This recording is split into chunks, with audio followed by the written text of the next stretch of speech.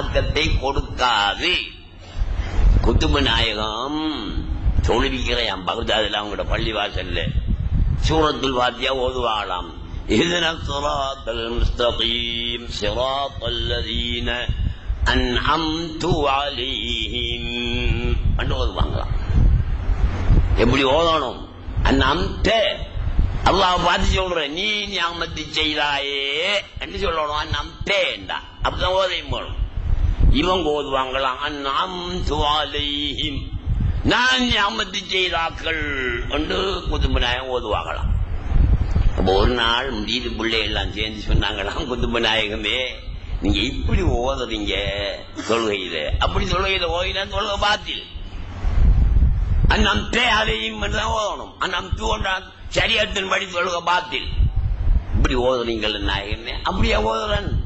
அப்ப ஏன் நீங்க கேட்டுக்கிட்டு நிக்கிறீங்க? அப்படி ஓதப்படாம். ஓதனா குமுறது. நான் அப்படி ஓடினேன்டா என்ன பிடிச்சி போட்டுருங்க. அதான் சட்டம், மார்க்க சட்டம் பண்ணாங்களாம். எப்படி வெட்டுற அவங்கள கண்ணுக்கு முன்னுக்கு கிராமத்தை நான் காட்டி காட்டி இருக்கிற ஒரு ஆளை இப்படி ஓதுறதுக்கு அவன் எப்படி வெட்டுற பிரச்சனை இவங்களுக்கு முடியுது பிள்ளைகளுக்கு. இருந்தாலும் செய்வோம் பண்ணி யோசனை பண்ணி திக்கும் போதும் அண்டு அசர தொழுகைக்கு இந்த கதையை சொல்லி போட்டு மகரிபு தொழுகையில அந்நம்து ஒன்றுதான் ஓதுவாங்களாம்.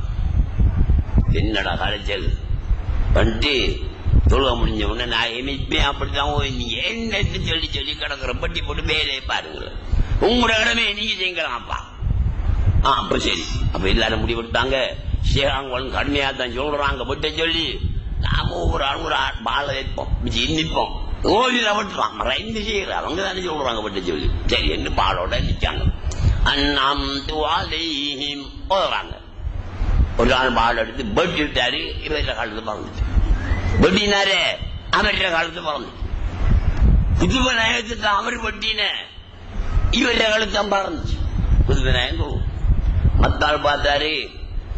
சரி நாம வெட்டுவோம். அங்க வெட்ட அவர கழுத்தும் பறக்குது. மூணாவது ஆள் பார்த்தான், கழுத்து பறக்கிற வேலையாகி நாம் ஓட்டுறல, நாம ஓட்டுவோம். நாம வெட்டல அந்த ஆள். அப்ப என்ன இது? அப்ப இது ரூஹுடைய மக்காமுக்கு ஒரு மனிதன் போனா பாம்பு கடிச்சாலும் விஷம் வராது. உங்களுக்கு தெரியும் இந்த மையா மௌலானா வாப்பா அவங்களோட காலத்துல எனக்கிட்ட அவங்க சொன்னாங்க. ஆக்கள் இருக்கும் போது சொன்ன கதை தான், ரகசியம் அல்ல. அவங்கட ஒரு ஷேக் இருந்தாங்களாம். மௌலானா வாப்பாடு ஷேக் ஒரு ஆள் இருந்தாங்களாம். அவங்களோட அந்தரந்தீவுல ஒரு நாள் ஒரு ரோட்டால போகும்போது பாதையில படுத்திருந்த பாம்பை மிதிச்சுட்டாங்களாம். மிதிச்ச உடனே பாம்பு கொத்தி போட்டு அவங்களோட காலில் கொத்தி போட்டு, கொத்தின உடனே பாம்பு செத்து போய். கொத்தினா மனிதன் தான் நம்ம வித்தாகணும், அல்லாட்டி மனிதனுக்கு அந்த விஷம் வரணும். பாம்பு சாகுறேன் இது என்னது? இவர் விஷம் பாம்பை சாக வச்சு போட்டு. அப்ப இவர் உடல்ல ஒரு வகையான நஞ்சுத்தன்மை இருந்தது. உலமாக்களுடைய சல புண்டம் இருக்கிறே நஞ்சு ஊட்டப்பட்டது. ஆரண்டான உலமாக்களை பத்தி தப்பா கழிச்சிங்கன்னா நீங்க தான் சாகுவீங்க. நீங்க தான் ஒரு கரைச்ச சாப்பிடுற ஆளா போயிட்டுருவீங்க. அது எந்த உலமாக்கலண்டா நல்ல மோசமாவும் கதைக்கலாம். இந்த துனியாவுடைய ஹால் பால்ல கிடக்கிற உலமாக்களை எல்லாம் எப்படியும் கதைக்கலாம். அதை பத்தி பிரிச்சு இல்லை. அவன் டபுள் கேம். ஒத்த கேமில் இருக்கக்கூடிய ரப்பானிகளாக இருந்தா, அல்லாவுக்காக உள்ள உலமாக்களாக இருந்தா அவங்கள வாய் சொல்றது நாங்க பேசக்கூடாது, ஏசக்கூடாது, தப்பா பேசக்கூடாது, தப்பா நினைக்க கூடாது.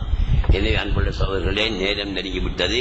ஒரு சின்ன விளக்கம் ஒன்றுதான் சொல்லி இருக்கிறேன். இந்த உதாரணங்களை வச்சு நீங்க விளங்கிக் கொள்ள முடியும். இன்ஷா அல்லாஹ் தஆலா நாளை இரவும் இங்க நிகழ்ச்சி ஒன்று நடைபெறும்.